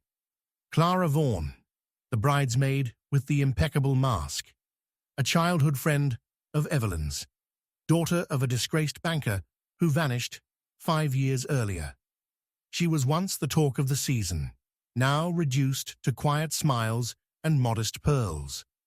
Lord Moreau, the bride's father, a man of wealth, ambition, and control, a financier with enemies and a reputation too polished to be believed. And Dr. Felix Rahn, the groom's physician and oldest friend, present as best man, a stoic figure with sharp eyes and slower answers. Each had a reason to be at the wedding. Each had access to the house. And each, Poirot suspected, had something to hide. Clara was first. "I don't understand why I'm being questioned," she said, voice composed, eyes dry. "I wasn't near Jonathan." "You stood 5 feet from him," I replied. "You smiled." She blinked. "What?" "When the knife struck, you smiled, for just a second." No, I was in shock." But your body was not. You stood still, like a woman expecting a tragedy, not struck by it." She turned away. "You're mistaken." "Non, mademoiselle. I rarely am." Lord Moreau greeted me in the library, already with a brandy in hand. "What are you implying, Poirot?" "I imply nothing, monsieur. I observe, and I observed that you were not surprised." He narrowed his eyes. "You think I wanted this? You arranged the marriage, pushed for it, benefited from it. The merger between your shipping company and the Almsley investments was set to sign Monday. I would never jeopardize that. Unless," I said softly, "you believed Jonathan had discovered something." He did not answer. Dr. Rani was last. "I examined the wound myself," he said, "pierced the heart. Death was immediate. Whoever did this knew where to strike. You are a physician," said, "so is it not convenient that you were the first to declare the body beyond saving?" He scowled. "I'm not a murderer." "Then what are you hiding?" He hesitated.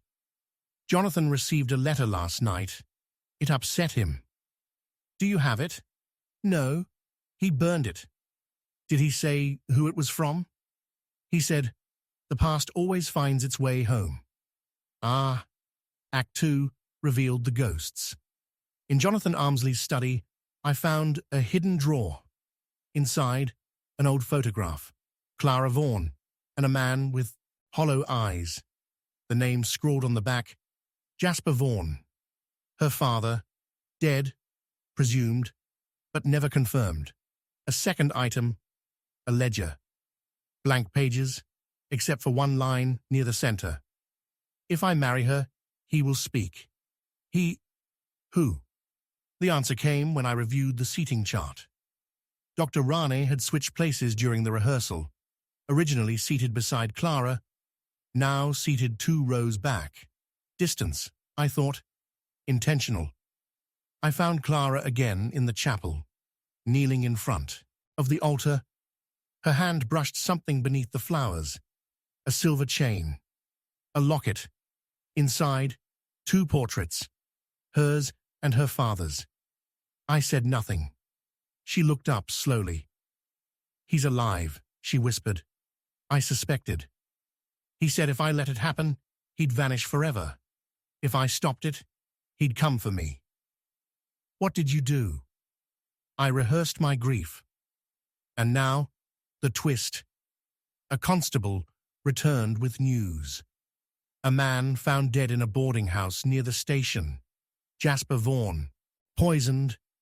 A note pinned to his chest. She chose silence. I will give her peace. I summoned them all to the chapel that evening. Act 3, Poirot's Theatre. The groom, I said, was not killed for who he was, but for what he was about to expose. Clara Vaughan knew. She had learned of her father's crimes, and the groom had uncovered them.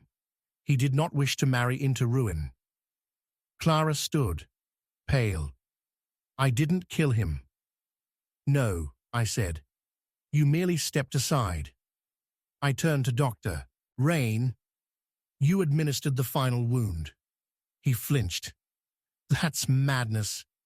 Non, you were the executor of a pact, a promise made years ago.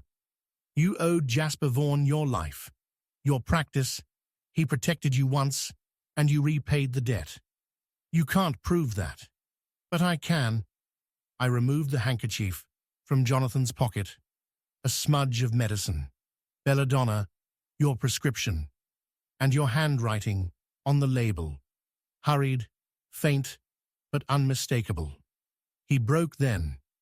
He made me promise that if she let it happen, I would end it. You honored a ghost, I said, and killed the living. Dr. Runn was taken away. Clara wept, finally, real tears, and I, Poirot, stood alone before the altar. Grief, I said, cannot be rehearsed. It does not wait for permission. It arrives, uninvited, and refuses to leave. And when it is missing, the crime has already begun. Chapter 9. The guest list that shouldn't exist. One name was added after the invitations were printed, and that name was already dead. The butler's hands trembled as he pointed to the name. It had been written in elegant cursive, not printed like the others, and squeezed awkwardly into the final line of the parchment. The ink was a shade darker, newer. Mr. Alistair Bexley. The name meant nothing to most of the guests gathered for the Renmore wedding. But I, Hercule Poirot, remembered it with the precision of a surgeon recalling a scar. Alistair Bexley had died 4 years ago. His body had been found in the woods behind Langdon Court, half buried, throat cut clean through. There had been no trial, no resolution, only rumors. And now, the man who no longer breathed was listed as a guest. Impossible, I said softly, tapping the invitation with a gloved finger. This name was not added in error. It was placed with purpose. Lady Isadora Renmore, the bride's mother and the host of the affair, stood at my side, her face white against the flickering candlelight of the manor's entry hall. None of us invited him, she said. The cards went out 6 weeks ago. This was added only yesterday. The air inside Renmore Hall felt weighted that evening, as if the storm gathering over the sea had seeped into its walls. The guests were already assembling in the ballroom, unaware that something darker than mischief had entered among them. I walked to the long mahogany table where the name cards were laid in alphabetical order. There it was again, Alistair Bexley, placed precisely as though it belonged. No one had seen who placed it. No one admitted touching it. Yet it had arrived. Tell me, I asked the steward, how are changes to the guest list managed? All through the lady's secretary, he said. Miss Davina Shaw. Davina Shaw was a quiet young woman with alert eyes and a subtle hesitance in her manner. She claimed no knowledge of the name's appearance, and yet I noticed a small ink smudge on her right thumb, one matching the same color as the hand-added name. She tried to explain it away. I made notes for the florist this morning. That's all. Of course, I replied, smiling gently. And did the florist ask for Mr. Bexley's seating arrangement as well? She turned pale. No, I didn't write that. Then someone used your hand, or your desk. And now the mystery began. 3 suspects presented themselves with the clarity of a well-lit stage. First, Charles Ashcombe, the groom's best friend, a writer of Gothic novels, and a man with a fascination for the macabre. He had been in Langdon Court the night Alistair Bexley disappeared. Though he claimed never to have met the man, his gaze was always too steady, his voice too amused. Second, Lady Frances Wyndham, the bride's aunt, once engaged to Bexley long before his death. She was sharp-tongued, unrelenting, and always dressed in black. Her hands, though gloved, trembled when she read the name. Third, Arthur Bainbridge, the family solicitor, a man of impeccable manners whose loyalty to the Renmore fortune was whispered to be greater than his loyalty to truth. He had handled the settlement of Bexley's estate and closed the case. Each had motive. Each had secrets. The storm rolled in fast. Thunder cracked like a judge's gavel above the manor, and the waves crashed so violently on the nearby cliffs that the glass in the ballroom vibrated with each strike. Inside, the party danced on.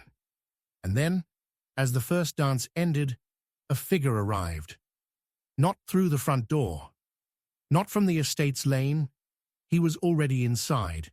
A tall man in a dark grey suit, wearing a silver teepin shaped like a raven.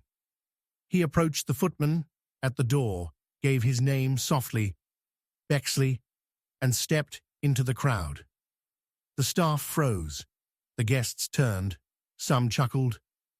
A poor joke, someone muttered, but others, Lady Frances especially, stumbled backward. "He's dead," she whispered. "That's not possible." I moved through the crowd quickly. The man looked at me with cool, clear eyes. "Monsieur Poirot," he said with a slight nod. "Sir," I replied, "you wear the name of a ghost. Explain."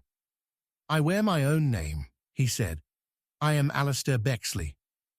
"No, Alistair Bexley was buried in 1928. He smiled. "Then perhaps you buried the wrong man." Before I could respond, he disappeared into the crowd. Gone, like smoke. The room erupted. Screams, confusion, the crashing of glass. The storm outside seemed to roar in approval. Act 2. The hunt. The body of Alistair Bexley, the original, had been confirmed by fingerprints, or so the report said. But now, a man bore the same name, the same face, aged only slightly, and moved as though he had never lain in the ground. I questioned Lady Frances. "He's dead," she insisted. "I saw the body. It was him." "You identified the remains?" "They told me it was him. A ring, a scar, the hair. And yet you never looked at the face." "I was told it was unrecognizable." "Ah," I whispered. "Convenient." Charles Ashcombe laughed when questioned. "Perhaps he faked his death. Wouldn't that make for a wonderful story?" "Is it fiction, monsieur?" I asked. "Or confession?" "I never met him," he replied. "But if he is back, perhaps he seeks revenge." Arthur Bainbridge, calm as ever, seemed unshaken. "The dead do not return," he said. "This is a fraud." someone with a motive. And the motive? To undo the will. Ah, the will. Alistair Bexley had once stood to inherit half of the Renmore estate until he vanished. His disappearance allowed others to ascend. Bainbridge handled the documents, the transfer, the silence. I requested access to the original police report. There, a note scribbled in margin, body identified by ring only. No dental confirmation. A mistake or a fabrication. That night, a second name appeared on the guest list, slipped beneath a candlestick, written in the same ink. Davina Shaw. Her scream brought the manor awake again. She had found it in her own hand, but she did not write it. She swore it. "I'm not next," she whispered. "I'm not, please. Don't let me be next." The lights flickered. The air was electric. The storm pressed closer. Something was being uncoiled, tight, elegant, fatal. Act 3 began with silence. The man claiming to be Bexley returned at dawn, found in the library, seated beside the hearth, calmly sipping tea. "I've come for the truth," he said. "You've come to shatter it," I replied, but I had my answer. I gathered the guests in the great hall. Rain lashed the windows. The clock struck 8. "Ladies and gentlemen," I began, "you believe the dead returned. But no, the dead do not walk. They are pushed forward by the living, by those who have much to gain or lose from their memory." I turned to Arthur Bainbridge. "You knew the body was not Bexley's. You suppressed the truth. Why?" He was silent. "Because the real Alistair Bexley was paid to vanish, to disappear, to give up his name in exchange for peace and silence." Then I turned to Charles Ashcombe. "You tracked him down. You are not a friend. You are his half-brother. You found him, convinced him to return, and to reclaim what was taken. Finally, I faced Lady Frances. You knew he lived. You supported the lie, because the alternative was worse. And then I turned to the impostor. "You are not Bexley," I said softly. "You are his son." The man froze. "You bear the name, the face, but you are too young, too careful. You were sent to rattle the house, to shake truth from its rotting beams." He removed his hat. "My father was murdered," he said. "He did not vanish. He was killed and buried in another man's grave. And now you avenge him," I whispered. "No, I expose them." The silence was devastating. The confession followed. The body had been misidentified. Bainbridge knew. Charles helped cover it. And Frances, she had orchestrated it. "To protect the family," she said, "to keep the name clean." "But truth," I said, "cannot be kept clean by blood. It stains, no matter how carefully buried." They were taken. The sun remained. The storm passed. And I, Hercule Poirot, wrote in my journal that night, one name was added, and with it came 100 lies. But in the end, the guest list was correct. For justice, too, had RSVP'd. Chapter 10. The music that played without a hand. The piano sang a song that no one remembered choosing. The first note was too perfect. It rang out in the drawing room like the cry of something lost, bright, hollow, and impossibly precise. No hands touched the keys. The guests were frozen, mid-toast, mid-sentence, as the grand piano played on, elegant and eerie, a waltz that drifted from memory like a scent from a past life. And in that moment, every hair on the back of my neck rose, for I, Hercule Poirot, have heard the scream of bullets, the click of a killer's heel, and the silence that follows a lie. But never have I feared a piano. Until now, the gathering at Thorncrest Manor was meant to celebrate the engagement of Miss Arabella Sinclair to Mr. Thomas Gadsworth, two names of society, wealth, and lineage.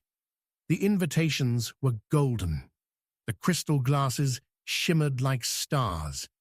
The manor itself stood tall against the moorlands, wrapped in mist and memory. But the music did not belong. The piano, a Steinway older than any guest in attendance, had been tuned only yesterday. It had stood untouched through the evening, its lid propped open, its bench unoccupied.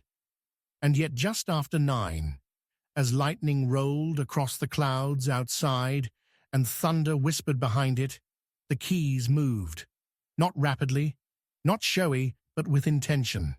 A melody that seemed familiar but unplaceable, haunting, like something heard in a dream one cannot quite recall. Arabella dropped her glass. It shattered across the marble floor, but she did not react. Her eyes were fixed on the piano, and her face had gone pale, not with surprise, but with dread. "That song," she murmured. "It's not possible. No one knows it." "Yet someone chose it," I said quietly. "No," she whispered. "It was never written down. Only he played it." And there the mystery began. The engagement party, so carefully orchestrated, dissolved into a flurry of nervous chatter. The piano fell silent as suddenly as it had begun. The lid now closed, the bench empty, no wires, no automaton, nothing. But the name Felix hovered in the air, unspoken but felt, like a ghost in every glance. For Felix Norwood, Arabella's former fiancé, had died 2 years ago. A composer, a recluse, a romantic, and a suicide. So they claimed. Arabella had been found weeping in her gown of black silk the morning after his funeral. She wore no mourning veil. She spoke only once. "He played for me until the end." And then she never said his name again. Until now. Act 1 revealed the crime not as blood, but as sound. For what is murder, if not the silencing of something that longs to speak? There were 3 people who might have known the melody, and only one who might have brought it back. First, Mr. Thomas Gadsworth, the new fiancé, a banker, cold, precise, and never fond of Felix. "Artists are dangerous," he once said. "They imagine too much." His composure cracked only when the music began. He turned stiffly toward the piano and muttered, "We agreed never to discuss him again." Second, Mrs. Lydia Norwood, Felix's mother, frail, soft-spoken, always cloaked in lavender. She had not left her estate in months, and yet tonight she stood near the piano, her hand shaking as she touched the lid. "He never played that for anyone else," she whispered. "Only Arabella." Third, Mr. Edward Clay, Felix's publisher and former confidant. Sharp features, thin lips, eyes like a predator in daylight.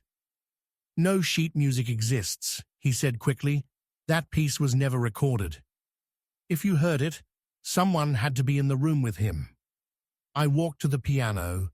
Its keys were still warm. The guests were ushered out, the doors locked. The storm pressed tighter against the windows, and Thorncrest began to creak, as old houses do when the past stirs within them. Act 2. The red herrings swirled like the fog. Arabella confessed to me, alone in the candlelit study, that Felix's death was not suicide. "He loved me too much," she said. "He was afraid, yes, but not of death, of something else." "What, mademoiselle?" "Exposure." "For what?" She hesitated. "He said someone was stealing from him. His music, his soul. I found the will in Lydia Norwood's belongings. It was unsigned, dated 2 days before Felix's death. It named Arabella as the sole beneficiary of his unpublished works, but the works were gone. Every composition, every draft, claimed by Edward Clay. He gifted them to me, Clay insisted. In a letter, I have it. The letter was typewritten, no signature, and the paper was aged, artificially. Then came the twist. The gardener, a man of no significance to the party, came to me with a note he found in the piano's interior, folded, tucked behind the fallboard. It read, "He did not fall from the bridge. He was pushed, and the music remembers." The bridge, Felix's death, had been ruled a drowning after he leapt from Raven's Crossing Bridge. No witnesses, no note, only a shoe found snagged on a root below the stonework. And now, a witness, music. In the final act, I summoned them all to the drawing room. The piano stood silent behind me. "You all heard it," I said, "the melody, and you each claimed to know it could not exist. Yet someone made it exist again." I turned to Thomas. "Gadsworth, you were there the night Felix died." "No," he said too quickly. "I wasn't. But your cufflink was." I laid it on the table. "Found beneath the bridge, engraved with your initials." His voice trembled. "He tried to ruin Arabella. He was obsessed." "No," Arabella said softly. "He tried to protect me. From you." "You lied to her," I continued. "Told her Felix had cheated. You forged the letters. You manipulated Clay. You stole the manuscripts before the funeral." Clay stammered. "I didn't know, but you profited." Mrs. Norwood stood. "I knew he didn't jump. I felt it. But I had no proof. Until tonight." I turned back to the piano. "You installed a player mechanism," I said, "hidden inside. A clockwork device, programmed by the final person who knew the melody." The gardener stepped forward. "I used to tune for him," he said quietly. "He taught me the notes, in secret. He left the melody to memory," I said. "So it could return, not as proof, but as testimony. And tonight, it played the truth. Gadsworth was taken. Clay was ruined. Arabella wept, for love, for guilt, for time lost. And I, Poirot, stood before the piano once more, my fingers hovering just above the keys. "The dead," I whispered, "do not speak with breath, but sometimes they remember their song." Then I closed the lid, and the silence returned. Chapter 11. The crimson veil was never hers. It was worn once before, on a night no one speaks of. The bride didn't scream when she saw it. She simply stopped walking. Her veil caught the candlelight in a way that made it flicker like blood. Everyone else saw white. Only she saw red. Not metaphorically, not in the poetic sense, but truly, unmistakably red, as though the lace itself had been steeped in something unspeakable. Her mother, Lady Calvert, rushed forward, thinking she was faint. But I, Hercule Poirot, was watching from the back pew, and I saw the truth in her eyes. Not shock, not illness, but recognition. She knew the veil, and it knew her. The ceremony never began. The groom stood waiting, confused. The guests turned in silence as the bride trembled and whispered something to her maid, who paled and dropped the bouquet. The organ stuttered to a halt. And there, in the heavy hush of the Calvert family chapel, someone whispered, "It's happening again." A voice not loud enough to name, but loud enough to chill. The veil, which had been kept hidden until the bride's final walk down the aisle, was meant to be a family heirloom, a piece of handcrafted silk and Flemish lace, passed down through generations of Calvert women, but no one had seen it in decades. Too delicate, they'd said, too precious. Until now, and now, the girl who wore it could barely breathe beneath it. Remove it, I said softly. Let us begin with that. The maid hesitated, then unclasped the tiny fastenings at the base of the bride's neck. The veil slipped forward, and for the briefest moment, I saw what she had seen. Along the edge of the inner lining, almost hidden in the folds, a faint stain, circular, irregular, dried and brown. The kind of stain that only blood leaves when it has had decades to dry. It is not new, I whispered, but it is not old enough. And with that, the ceremony was called off. The bride, Miss Cordelia Calvert, was led back to her chambers.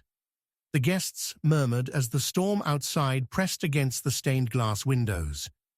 And I, Poirot, felt the veil's weight in the air, heavier than fabric, heavier than history.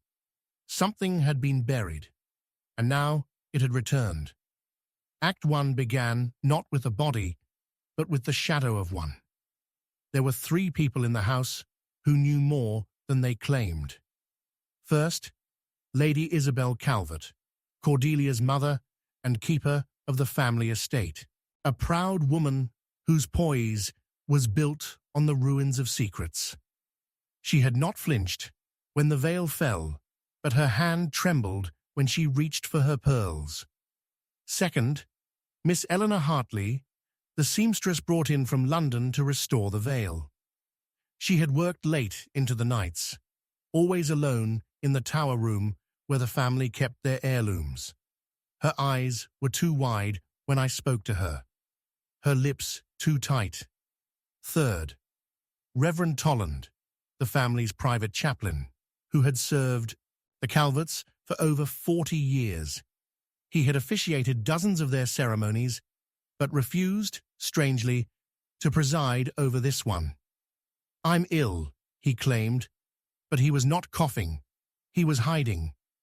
I began with Eleanor. I only did what I was asked, she said, wringing her hands. Lady Isabel said it had to be perfect. She insisted I stitch the hem by hand. No one else was allowed near it. Did you notice the stain? I tried not to, she whispered, but I cleaned what I could. I thought it was part of the pattern. Blood is not a pattern, mademoiselle. It is a punctuation. She nodded. There were words on the underside, faint. I couldn't read them all. Something about she won't speak. That was enough. Next, I visited Lady Isabel. You've upset Cordelia, she said coolly. It was just a veil, an old family relic. It is not just a veil. It is a message, and I think you know what it says. Her lips pressed together. It belonged to my sister, Madeline, the sister who vanished. She died in childbirth. We do not speak of it. You don't, I said, but the veil does. Madeline Calvert had disappeared the night before her wedding, 30 years ago. Officially, it was said she fled with a lover. Unofficially, it was whispered she had drowned. No body, no grave, just a note, unsigned, found on her bed. Madeline wore the veil, I said, and she was never seen again. And now, Cordelia wears it and collapses. Lady Isabel's voice cracked. It's a cursed thing. I should have burned it. But you didn't. Because she needed Cordelia to marry. Because the estate was failing. Because inheritance depends on appearances.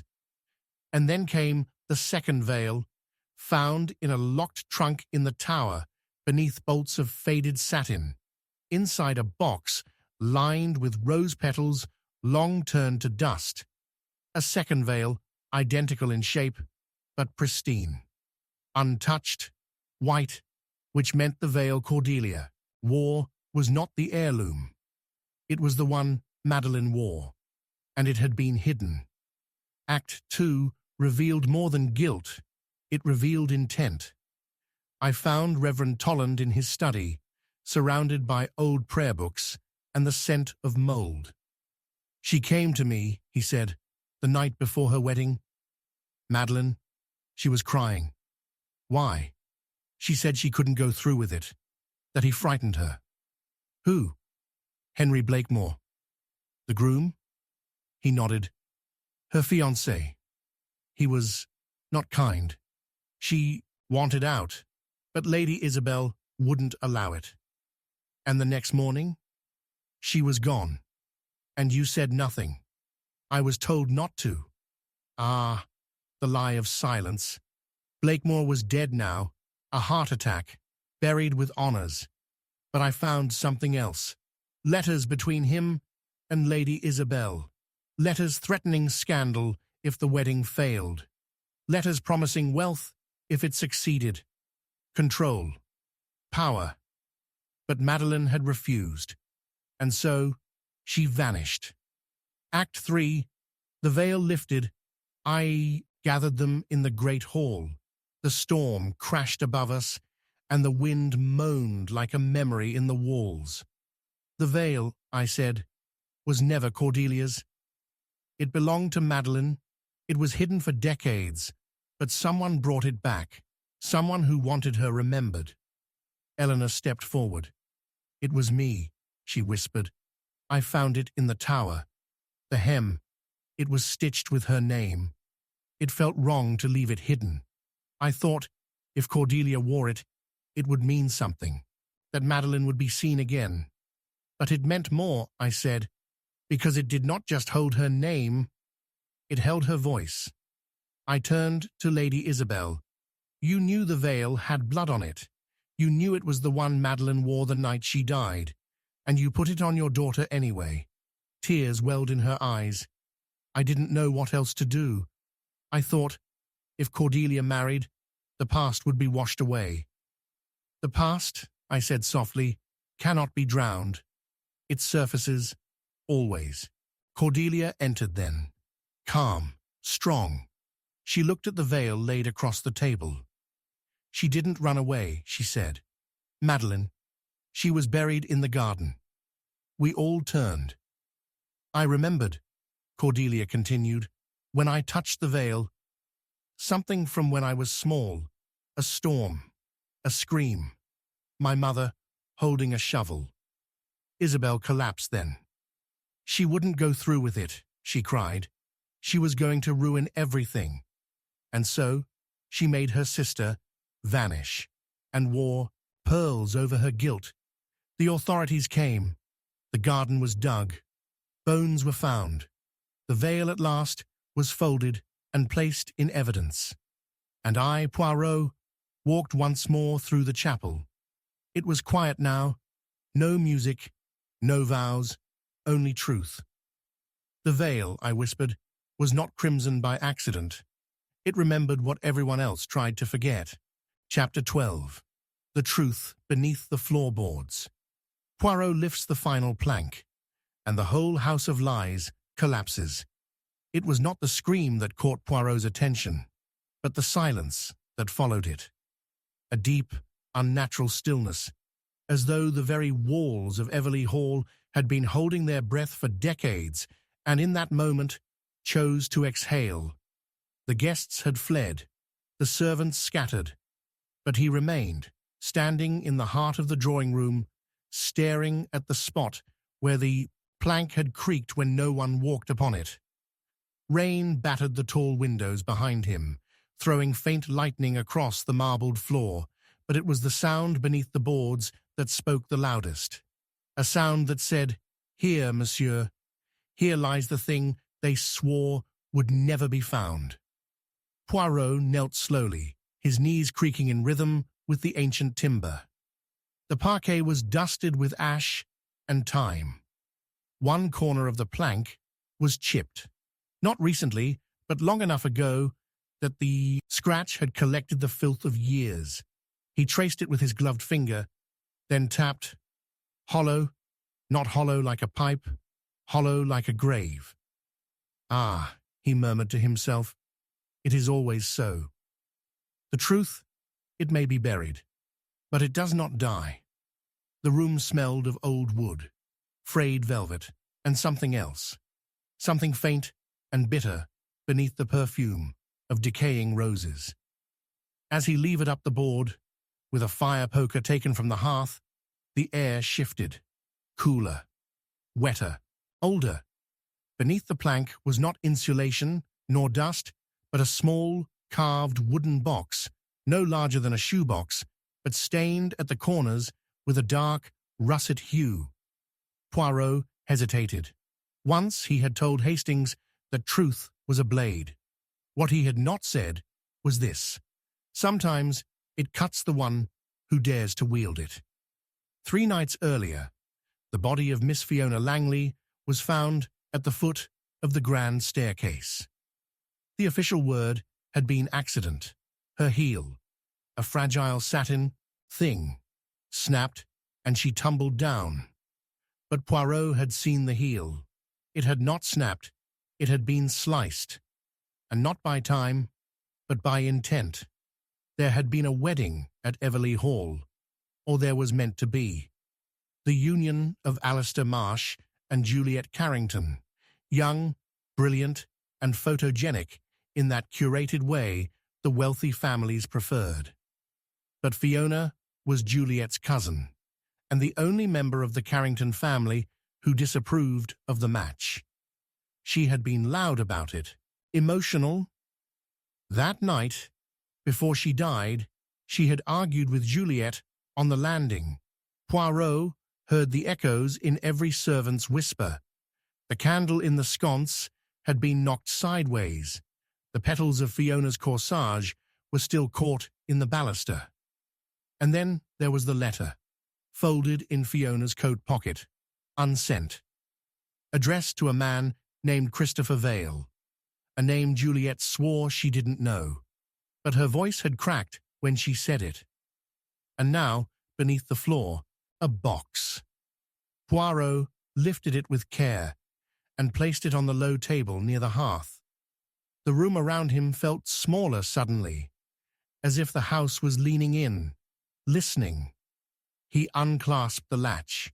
Inside, under a velvet cloth, was a bundle of letters tied with crimson thread. Letters not aged by time, but by blood.